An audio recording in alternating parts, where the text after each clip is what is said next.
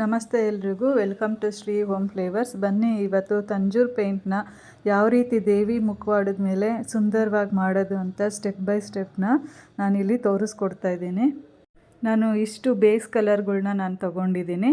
ಇದನ್ನು ಯಾವ ರೀತಿ ಅಪ್ಲೈ ಮಾಡಬೇಕು, ಯಾವ ರೀತಿನ ಫೇಸ್ಗೆ ಹಾಗೂ ಜ್ಯುವೆಲ್ರಿಗೆ, ಕಣ್ಣಿಗೆ, ಹಾಗೆ ತುಟಿಗೆ, ಹಣೆಗೆ ಸಿಂಧೂರನ ಯಾವ ರೀತಿ ಇಡೋದು ಅಂತ ನೋಡೋಣ.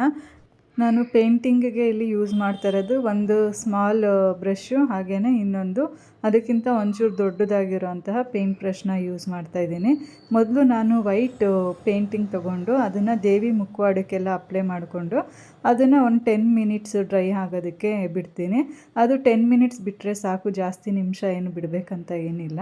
ಅದು ಬಿಟ್ಟ ಮೇಲೆ ಅದ್ರ ಮೇಲೆ ನೆಕ್ಸ್ಟ್ ನಾನು ಫೇಸ್ ಕಲರ್ ಏನು ತೊಗೊಂಡಿದ್ದೀನೋ ಆ ಕಲರ್ನ ಈಗ ಅಪ್ಲೈ ಮಾಡ್ಕೊಳ್ತಾ ಇದ್ದೀನಿ. ಈ ಕಲರು ಕೂಡ ಅಪ್ಲೈ ಮಾಡಿ ಒಂದು 10 ಮಿನಿಟ್ಸ್ ಬಿಟ್ಟರೆ ಸಾಕು.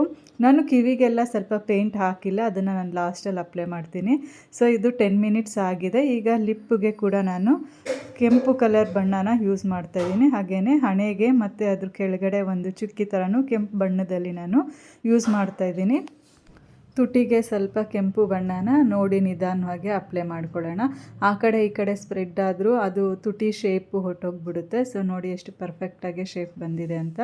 ಈಗ ಚುಕ್ಕಿನ ಕೂಡ ನಾನು ಕೆಂಪು ಬಣ್ಣದಲ್ಲೇ ಇಟ್ಟಿದ್ದೀನಿ, ತಿಲ್ಕ ಕೂಡ ಇಟ್ಕೊಳ್ತಾ ಇದ್ದೀನಿ. ಹಾಗೆಯೇ ಕಣ್ಣಿಗೆ ಇನ್ನೊಂದು ಸ್ವಲ್ಪ ವೈಟ್ ಕಲರ್ ಪೇಂಟ್ನ ಅಪ್ಲೈ ಮಾಡ್ತಾಯಿದ್ದೀನಿ.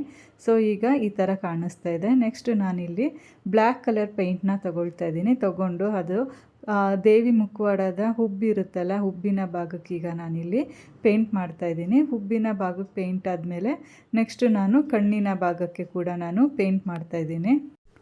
ಕಣ್ಣಿನ ಭಾಗಕ್ಕೆ ಪೇಂಟ್ ಮಾಡಬೇಕಾದ್ರೆ ಸ್ವಲ್ಪ ಜಾಗರೂಕತೆಯಿಂದ ನಿಧಾನವಾಗಿ ಟೈಮ್ ಸ್ವಲ್ಪ ಕೊಟ್ಟು ನೀಟಾಗೆ ಮಾಡ್ಕೊಳ್ಳೋಣ. ಆಗ ಕಣ್ಣಿನ ಶೇಪು ತುಂಬ ಚೆನ್ನಾಗಿ ಬರುತ್ತೆ, ಕಣ್ಣೇ ಮುಖದಲ್ಲಿ ಹೈಲೈಟ್ ಆಗಿರುತ್ತೆ.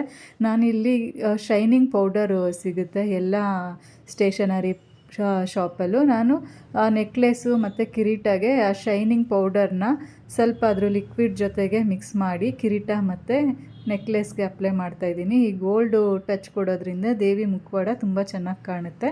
ನಾನು ಆಗಲೇ ಸೈಡಲ್ಲಿ ಕಿವಿಗೆ ಅಪ್ಲೈ ಮಾಡಿರಲಿಲ್ಲ ಫೇಸ್ ಕಲರ್ನ. ಸೊ ಈಗ ಫೈನಲ್ ಟಚ್ ಕೊಟ್ಟು ಅಪ್ಲೈ ಮಾಡ್ಕೊಂಡಿದ್ದೀನಿ. ದೇವರಿಗೆ ದೃಷ್ಟಿ ಆಗಬಾರ್ದು ಅಂತ ಒಂದು ಕೆಳಗಡೆ ತುಟಿ ಕೆಳಗಡೆ ಒಂದು ಕಪ್ಪು ಚಿಕ್ಕಿಲು ಕೂಡ ಚುಕ್ಕಿಯಿಂದ ಡೆಕೋರೇಷನ್ ಮಾಡಿದ್ದೀನಿ.